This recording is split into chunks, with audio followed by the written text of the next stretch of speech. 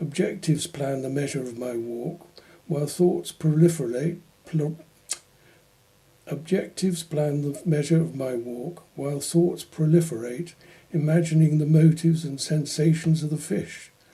Perhaps the passage between open sea and upper end of creek does not require initiative, just following the flow. Perhaps they swim further. Perhaps they swim familiar with places, eager for and guided by their sequence. Mythologies, perhaps, like me and you. Well, I really balls that up. It's ever since prep school. Really? Yeah. But they made you read aloud. Oh, well, it was this dreadful old pederast who used to thrash us. And he used to thrash me if I got more than 20 spelling mistakes in my essay every week. Bastard.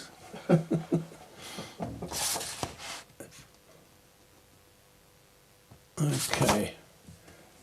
So spelling wasn't your good point? No, well, it still isn't. I can't spell, can't write, can't read.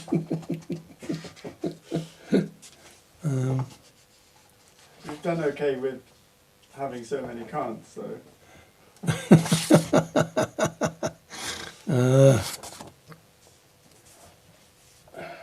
What I've done it. Shorter ones are better, John, you know, because you're less Yeah. likely to stumble on them. I know, and I'm now into a series of long ones. It's if you've got words like proliferate, there they are. You need to come at them quite slowly. Yeah. Paradise Lost.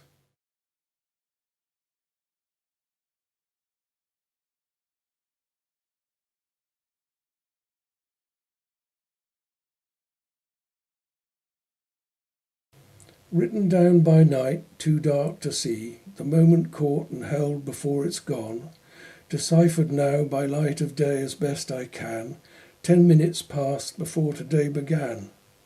She came and sat in front of Di Cosimo's forest fire, extremely small and old and very frail, a Scot. What I'd said she overheard, and she sympathetically concurred.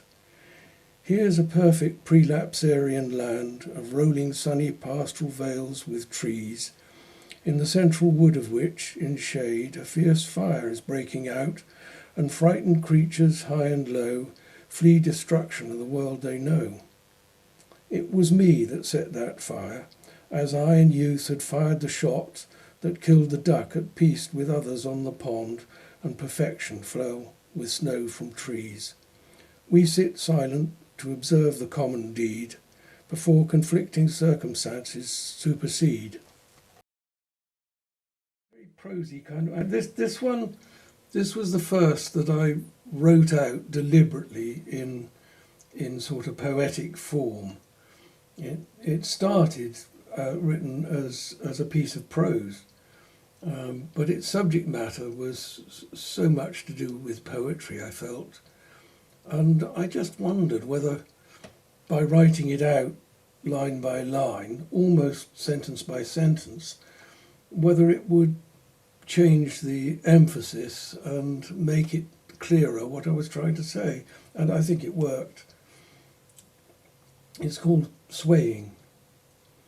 Soaking wet, climbing a path up the side of a steep valley filled with a wood, at the end of an arduous muddy walk, I reached the treetops and found the complicated canopy zone decorated with water drops, backlit. A few trees rose higher, stirring in the random gusts that crossed the fields above. I traced the movement of 3 supple stems of ash of no great age, paler and smoother than the rest, well separated at my level, rising out of sight.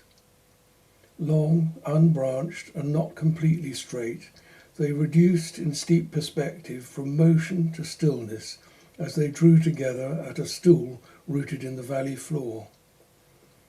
Moving constantly relative to each other, not fast, but through changing figures always new, first one, then another, claimed attention momentarily, its fellows stirring only slightly or more strongly joining in, till one of them or two would supersede, playing out a random, rhyming, but ceaselessly varied pattern on the relationships of three.